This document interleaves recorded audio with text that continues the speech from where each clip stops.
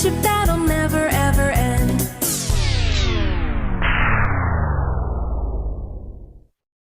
Run!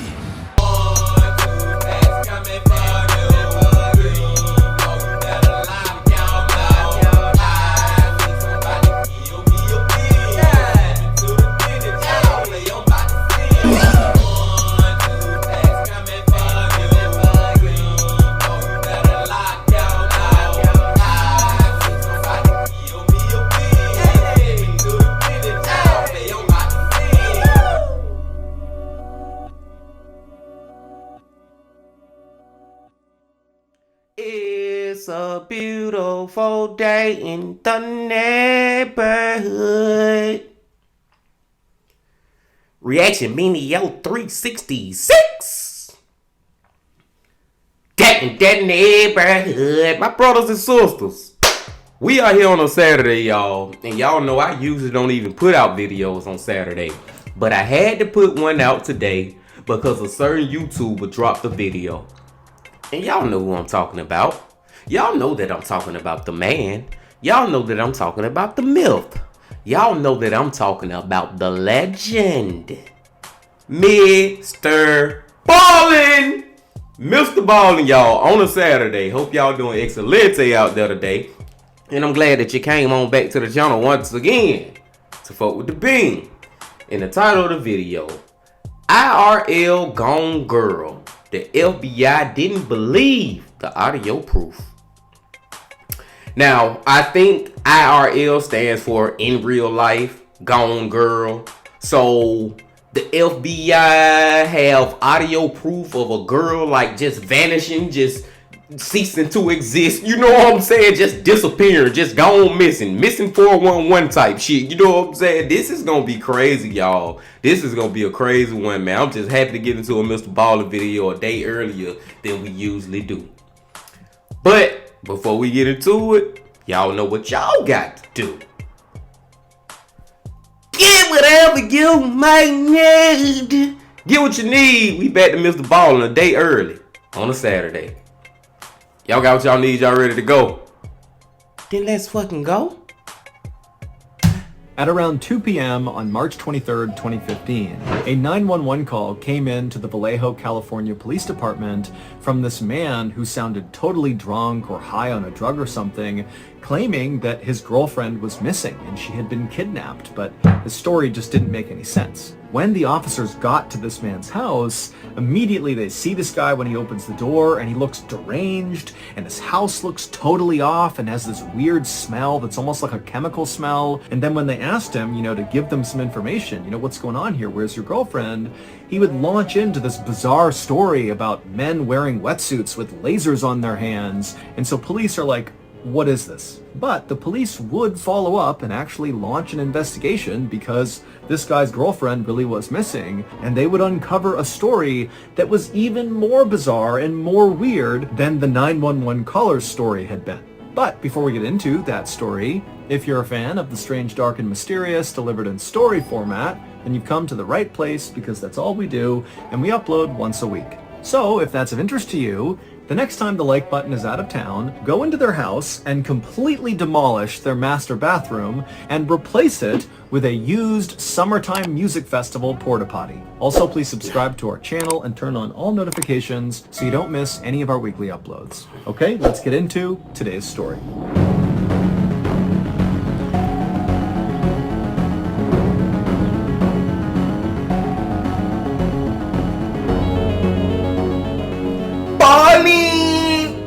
Late on the afternoon of March 22nd, 2015, 29-year-old Denise Huskins reached for her buzzing cell phone, and when she saw who was texting her, she immediately felt this knot of anxiety in her stomach. It was her on-again, off-again boyfriend, Aaron Quinn, and right now, at least according to Denise, they were off, and likely it was going to stay that way. But now, Aaron was texting Denise saying he really wanted to talk to her and would she please come over. It was a Sunday, and Denise was home alone in her little apartment in Vallejo, California, which is inside the San Francisco Bay Area, and Denise really just did not have it in her to go talk to her ex-boyfriend. Really, she didn't have plans to go out anywhere. She just wanted to stay in. And so she typed back that she was in for the night and this would have to wait. But as soon as she sent that text, immediately she got another text from Aaron. For a long minute, Denise just sat there on the couch looking at her phone, wondering what she was going to do. Denise and Aaron had met the previous summer after Denise had moved to Vallejo from Boston, Massachusetts to work at a hospital in Vallejo called Kaiser Hospital. Denise had her PhD in physical therapy, and Kaiser Hospital had a great physical therapy program, especially for people with brain and spinal cord injuries. And Kaiser Hospital was also where Aaron worked. She and Aaron had been immediately attracted to each other. Aaron was tall and fit with dark hair and piercing eyes, and he loved to cook. And Denise, she was blonde and blue-eyed and very outdoorsy and driven. And so pretty much right away, Aaron and Denise would get into these intense conversations where they each would kind of dive into the other person's life. I mean, they were really connecting on a deep level. And Aaron gonna end up killing Denise. That's my first prediction, y'all. When Denise go over to his house this time, that gonna be her last time going over there. Man, that just seemed like what we going with this story, but y'all know with MrBallen, it's gonna be a lot of plot twists and dips and dabs and doopsie-doos along the way. But let's keep going. But even though they both clearly got along great and they were really connecting, their relationship got off to kind of a rocky start. Aaron had actually been engaged to be married before he met Denise, but Aaron's fiance had cheated on him, and so he had ended the relationship, and it was during that time, right after this relationship had ended, that he met Denise. And so Denise was kind of like a rebound, and she kind of felt like a rebound, but again, they're getting along great, and so both were optimistic that it was more than that. And so Aaron and Denise had officially begun dating in the fall of 2014, but 7 months later, so in March of 2015, when Denise was getting these text messages from Aaron, at least in Denise's mind, their relationship really was done. Because Denise had caught Aaron texting his ex-fiance, basically begging her to get back together with him. And so Denise felt really hurt. You know, she understood that that was a really intense relationship. And of course, Aaron would still have feelings for his ex to some degree, but she felt really betrayed. And so she told Aaron that that was it. But it was really painful for Denise because she did love Aaron, even though she knew, this relationship likely wasn't going to work. And now here Aaron was blowing up her cell phone with text messages to meet up and talk, and he just wasn't taking no for an answer. And see, I'm gonna play love doctor for a second, or try to give some relationship advice, even though I might be the wrong one to give it, but at least this much I feel like is good advice. Don't get involved with somebody who just broke up with somebody, especially they engaged, about to be married, been together for years, or you know what I'm saying? When somebody in a deep relationship and as soon as they get out of it, they start talking to you and want to be with you, that's a red flag, man. Don't do that. Don't do that, because they haven't let that other person go. They haven't let their ex go yet. You know what I'm saying? Do not be the rebound. Don't be the rebound. But like I said, I could be giving the wrong advice, y'all. But just in my life, I have experienced shit like that too. But let's keep going. So Denise finally typed out this long message back to Aaron, basically saying, look, I don't feel comfortable coming to your house. It's the house that you shared with your ex. I don't want to go there. We can talk another time. I think for right now, what you need to focus on, Aaron, is kind of like recording me. Take me out on dates and show me that you really want to be with me, because right now there's no trust. And Aaron, to his credit, wrote back to Denise and basically said, yes, I'm definitely willing to do that. I want to put in the work to win you back. I care about you, Denise. But he said, I really have something important to tell you, and I just don't feel comfortable talking about it anywhere else besides at my house. So please, can you just come over tonight? It's really important that I see you. And at first, Denise really did just kind of hold the line, and she told Aaron that, no, I'm not going to come to your house. But again, Aaron, he just would not let it go, and he really seemed actually very eager to see Denise, and it made Denise feel special, and so eventually she kind of gave it up and said, you know what? Okay, I'll come by. And after that, Denise got up off the couch, she got dressed, she called their favorite pizza place and ordered some pizza that she would pick up and bring to his house for them to eat that night, and then she headed out to her car and pulled out of her driveway. At about 5:30 p.m. that night, Denise arrived at Aaron's two-story home on Mare Island, which is actually just a little peninsula in Vallejo, California. And Denise, she grabbed the pizzas off the passenger seat. She grabbed her overnight bag because she was optimistic that, they're about to have a great talk and maybe rekindle and maybe she'll stay the night. And so with her things and her pizza, she walked up to the front door and knocked. The next day was a Monday, and Aaron and Denise were both scheduled to work at the hospital that day. But at around 7 a.m. that morning, Aaron called into the hospital sick and said he couldn't come in, and Denise sent a text message to her boss saying that a family emergency had just come up and she would not be at work all week. That ain't Denise sending that damn text. That's Aaron. He done killed that damn lady, y'all. I'm telling you. When Denise's boss got this text message, immediately he was like, this doesn't make any sense. First of all, Denise never missed work, so this was totally anomalous. And he also knew that Denise was applying for this very prestigious orthopedic fellowship that she needed to submit the paperwork for by Friday, and he knew she had a lot of work to do on this paperwork that basically required her to be at work that week to get it all done. And so if she was missing the week, then it looked like she would not be applying for this fellowship. And that just seemed totally unusual because Denise was really serious about this fellowship. And so Denise's boss wrote back to her and just said, I understand you have an emergency, we're here if you need us, take whatever time you need.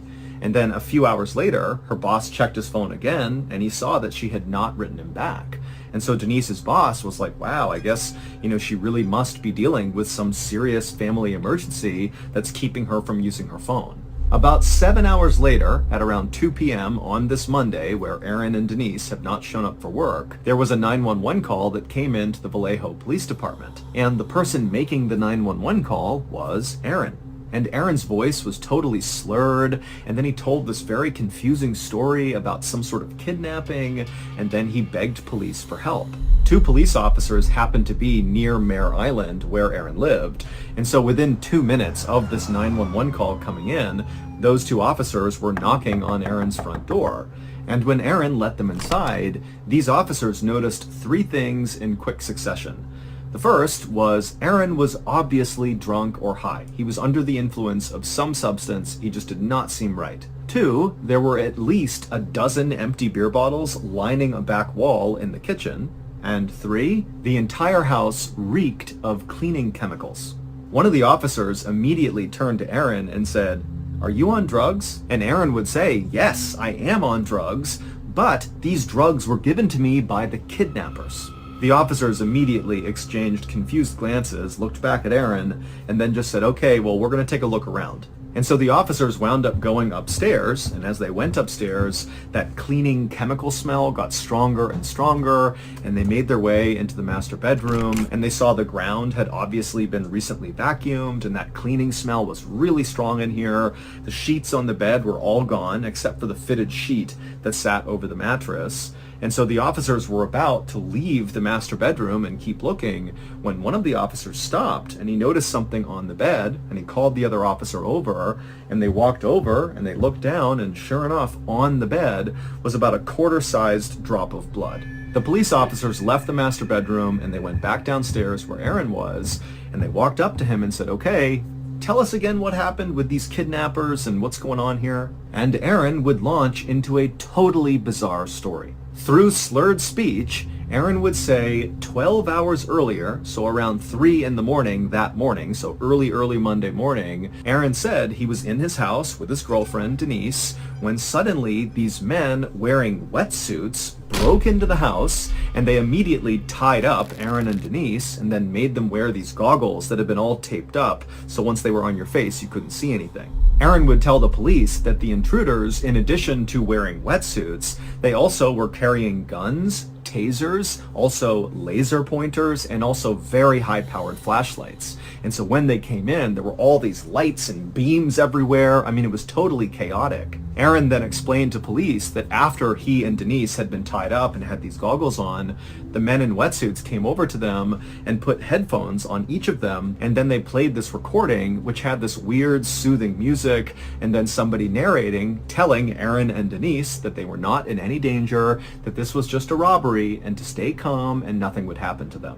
And so Aaron and Denise had done just that. They tried to follow orders, And then at some point, the headphones came off, and both Aaron and Denise were told to go to separate rooms, and they kind of fumbled their way into the separate rooms, at which point the men demanded they give up their banking information and passwords, and Aaron and Denise did that. They gave up all their banking info, and then Aaron and Denise were brought back into the living room. They were tied back up again, and then even though Aaron and Denise couldn't actually see this, they heard the sound of somebody apparently coming in that sounded like a doctor, who then took Aaron and Denise's blood pressure before administering this drug to them that made them both very sleepy. And then before Aaron and Denise passed out from this drug, Denise was taken by the intruders, and the intruders told Aaron that they had rigged a camera system inside of his house to watch him so he couldn't leave to go save Denise.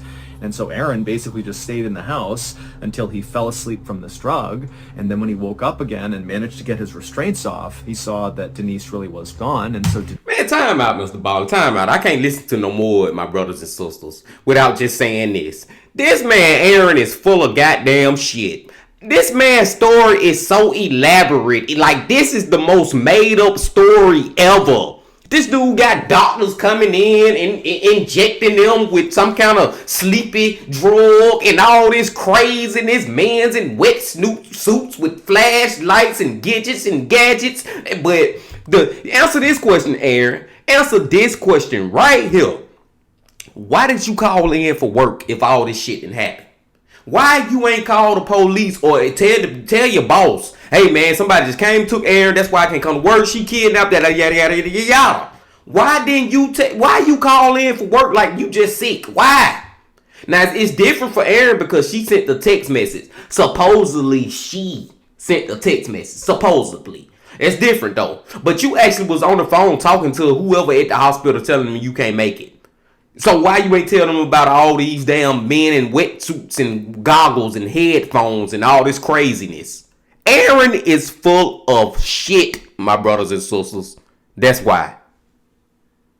Denise had to be with the kidnappers. After Aaron was done telling this totally weird story, which again, you gotta remember, as he's talking, he sounds totally drunk. And so they kept having to ask him to say again what he was saying, and, you know, Aaron's just kind of loopy, and so the whole thing is just so weird.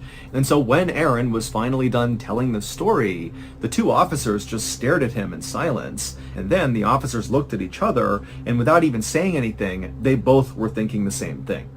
Probably this guy has killed his girlfriend, Denise, and after he killed her, he must have spent time cleaning the house, which is why they smelled all the cleaning chemicals, and then maybe when he was done, you know, he felt bad about what he had done, and so he began drinking beers to kind of cope with what he had done, and that's why all those empty bottles were there, and that's why he was acting so drunk right now.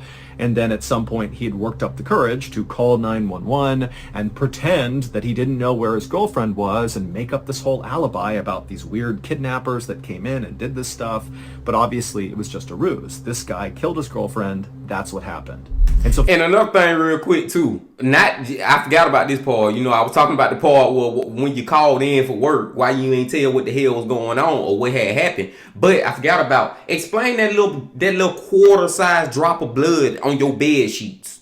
The whole room clean. You just vacuum. It's smelling like chemicals and ammonia and bleach and all this shit. But where does this little drop of blood come from, Aaron? Let's see. Finally, one of these officers spoke to Aaron and they said, "You're going to need to come to the station with us and explain yourself."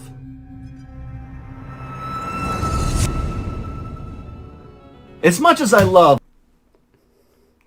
a MrBallen commercial, y'all, but yeah, man, like I was just saying, Aaron, can you tell me where this drop of blood come from? And can you tell me why the hell you called off work talking about you sick and your damn ex on and off girlfriend is kidnapped and y'all got kidnapped by some people in wetsuits and doctors drugging y'all and all this? Can you explain that, Aaron, please?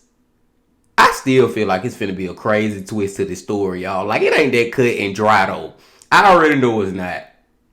Factor box.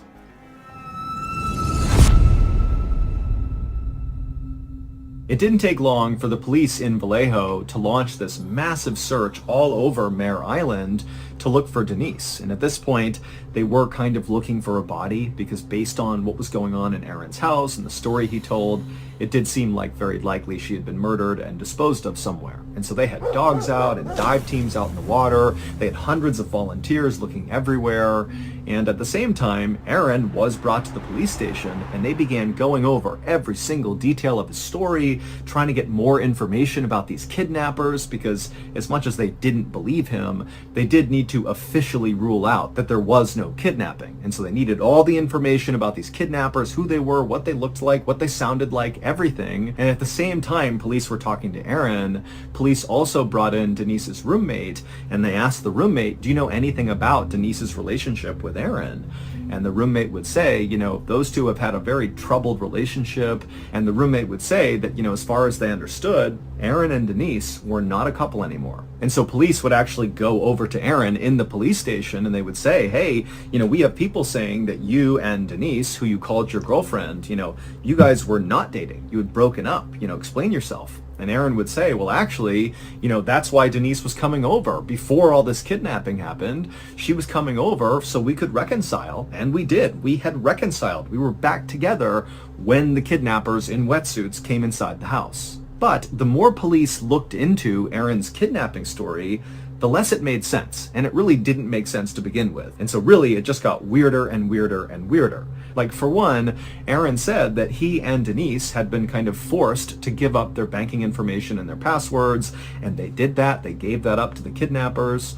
But when police looked into Aaron and Denise's banking records, there was no money withdrawn. The only activity on either of those accounts was on Aaron's account. 2 hours before Aaron called 911, he called his credit card holder and attempted to get them to give him a large cash advance so he could buy a boat. When police asked Aaron about the strong cleaning chemicals smell in his house, Aaron absolutely denied doing anything to clean his house. He didn't know how that happened. Also, Aaron would tell police that these kidnappers had actually wanted a ransom to be paid to them, but he said it was only for $8,500. And so police are like, why would these kidnappers take Denise and run away with her and risk very serious jail time for $8,500? It just seemed way too low for what they were doing.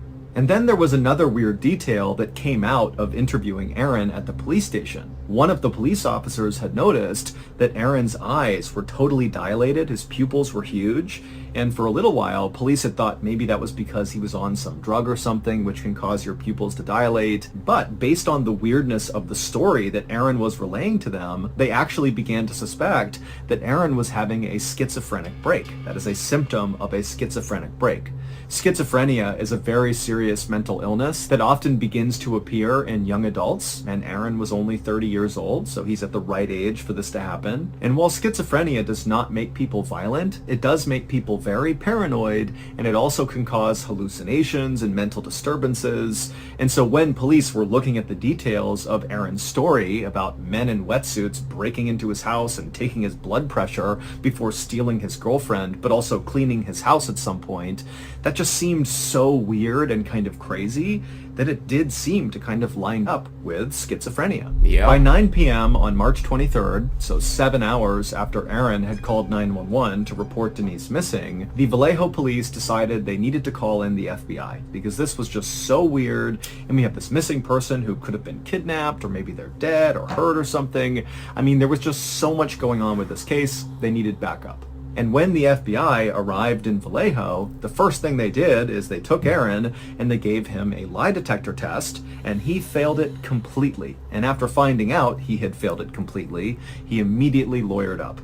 By the next day, March 24th, there were over 100 different search teams all across Mare Island and around Vallejo, California, looking for Denise. Police sonar had also picked up a body-sized mass out in the bay, but so far the divers had not been able to find it. Aaron, by this point, had gotten his lawyer and left the police station, and by now, Denise's picture was all over the news and newspapers. It was up on posters on telephone poles all over town, and TV news channels were parked outside of Aaron's house, just waiting for him to come out or waiting for any activity. But despite all this activity, the detectives and the FBI agents that were working this case had really not made any significant progress. All they thought was, Aaron's definitely hiding something.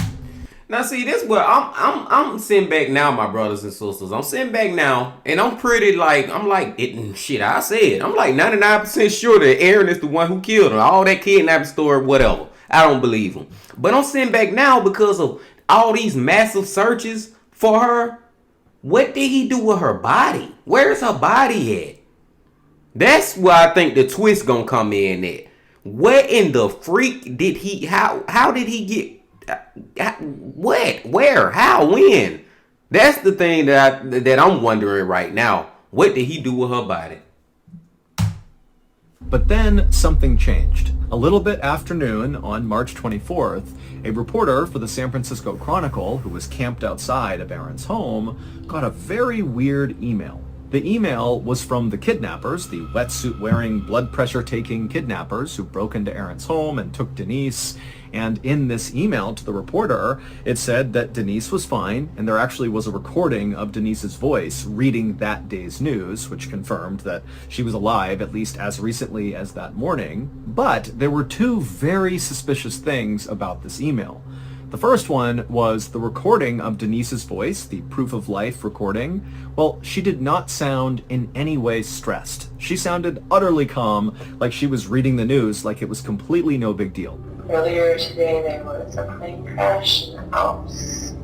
And the second thing that was very suspicious was the email address the kidnappers had used to message this reporter was an email address that belonged to Aaron. When this reporter told police about this, investigators were like, you know what, this actually doesn't make this any more clear. This makes things exponentially more confusing. Denise did appear to be alive, which was a good thing, but it now really appeared that Aaron was involved in whatever was going on here, and based on how calm Denise sounded on this recording, she could be involved in it too. And investigators' suspicions only grew when they went to Aaron and they asked him, have the kidnappers tried calling you at any point?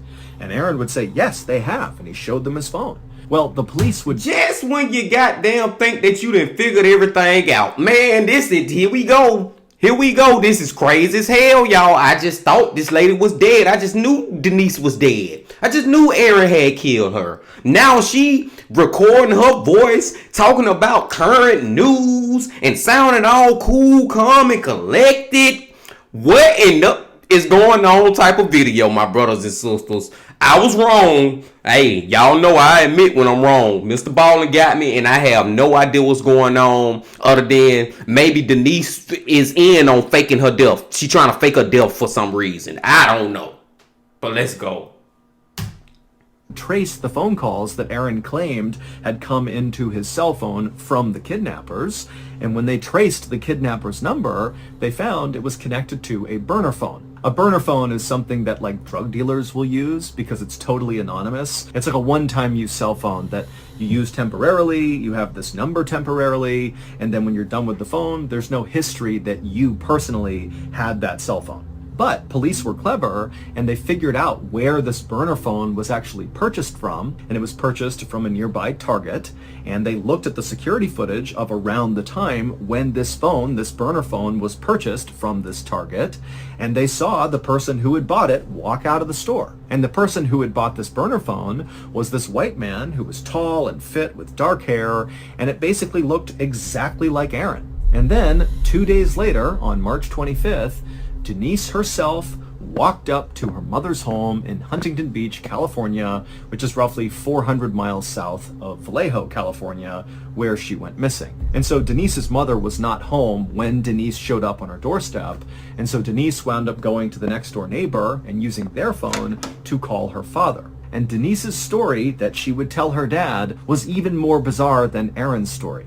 She said she had been held captive by 4 men in this small room, and these men would tell her that they were simply doing a task for a client, and what they were doing now with her was just following their protocol. Denise would tell police that she was well taken care of while she was in captivity. They let her eat food, they gave her water, they even let her shower and brush her teeth. Denise initially was very open to speaking to Vallejo police detectives about what happened to her, But when they said the FBI really wanted to talk to her and they would literally send a jet to her in Huntington Beach and fly her back to Vallejo, she refused. And then, like Aaron, she immediately lawyered up and stopped talking. And so by this point, all the investigators are like, there's no way these two actually got kidnapped. This whole thing is some weird, elaborate hoax, and now they know they've been caught, and so they're going quiet.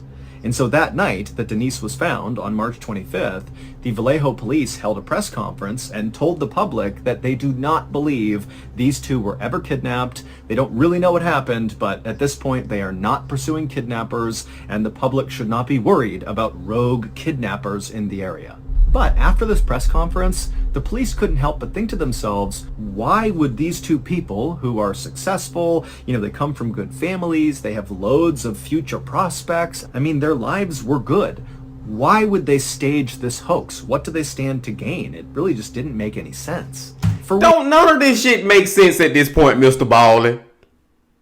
Weeks, the investigation into whatever happened to Aaron and Denise continued, but there was virtually no progress. The media was still very interested in this case. It was totally salacious, and they had dubbed this case the Gone Girl case in reference to a movie about a woman who fakes her own kidnapping. As for Denise and Aaron, they stayed lawyered up, and the only message they put out to the public was that they were telling the truth. And so really, this case just didn't make sense to anybody until about 2.5 months later, on June 5th, 2015. Early that morning, a police officer in a town called Dublin, which is just south of Vallejo, California, found a piece of evidence that basically broke the Gone Girl case wide open. The evidence this police officer found was a cell phone. Not a burner phone that's totally anonymous, but a real cell phone that is registered with a phone company and therefore is registered with an individual person. And police were able to trace this cell phone back to its owner. And this discovery would lead investigators 200 miles to the northeast of Vallejo to the small remote cabin in South Lake Tahoe, California. And at this cabin, police would find a stolen car, a white Mustang. And the white Mustang actually belonged to someone who lived in Vallejo. And so, with their guns drawn and their dogs at the ready to be released, the police and the FBI, they opened up the door to this cabin, and inside was a tall, fit, and slender white man with dark hair.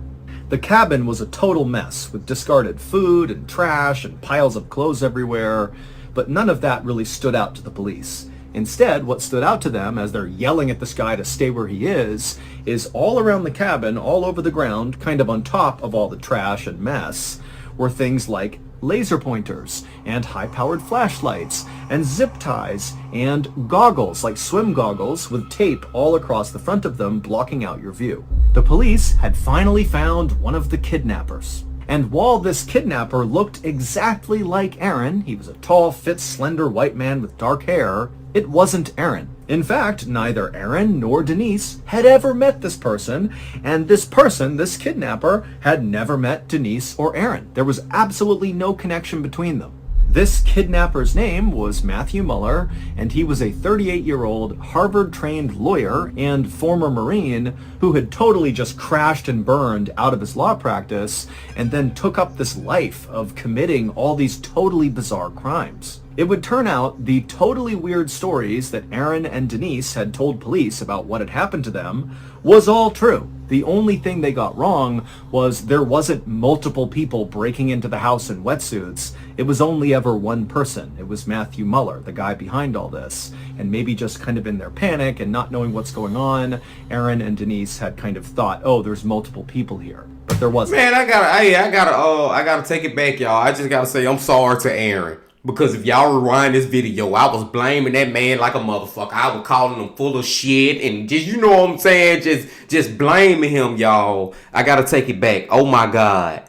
This is crazy as hell. He wasn't lying.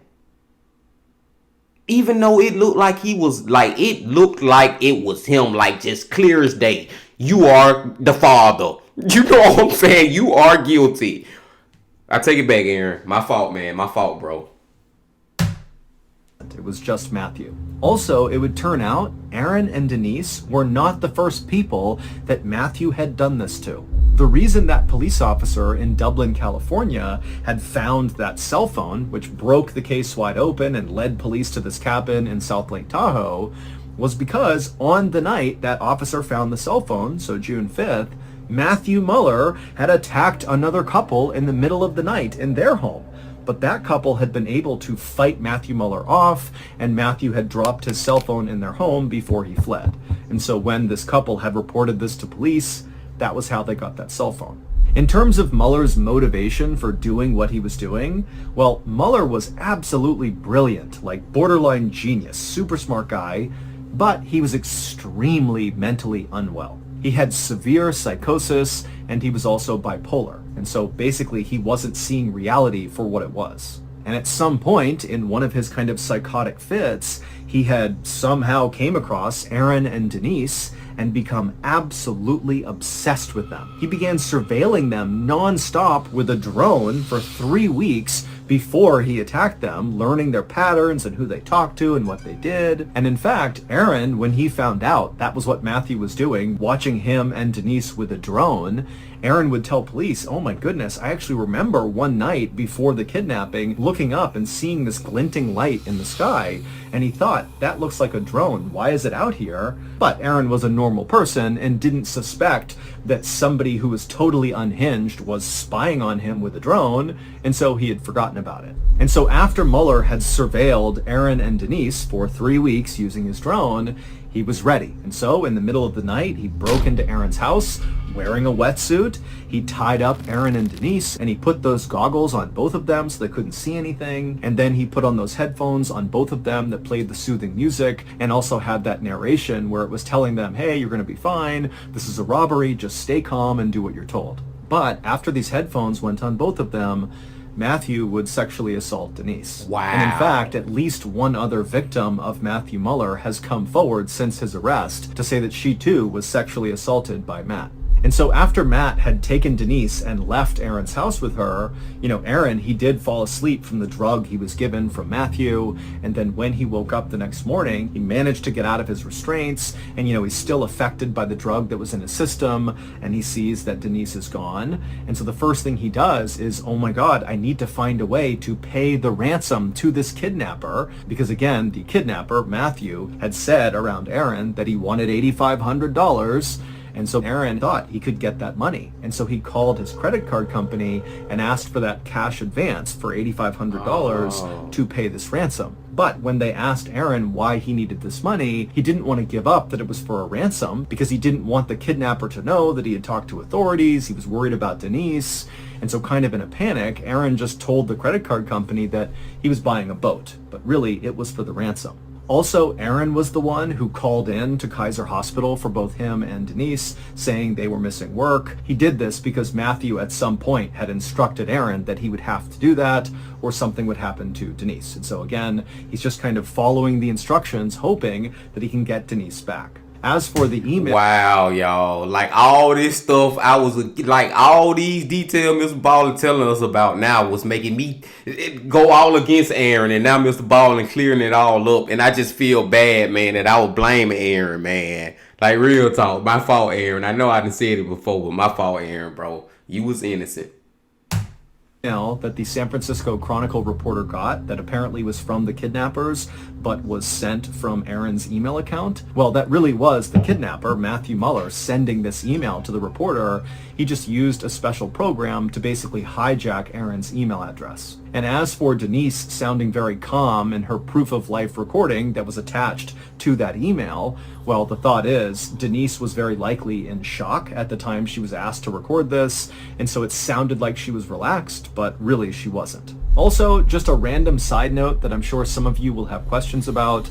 We don't know why Aaron's house smelled like chemicals. It's assumed that, maybe when Aaron and Denise were all tied up and couldn't see anything because of their goggles, that Matthew Muller, I guess, walked around their house and cleaned it, but we don't know for sure.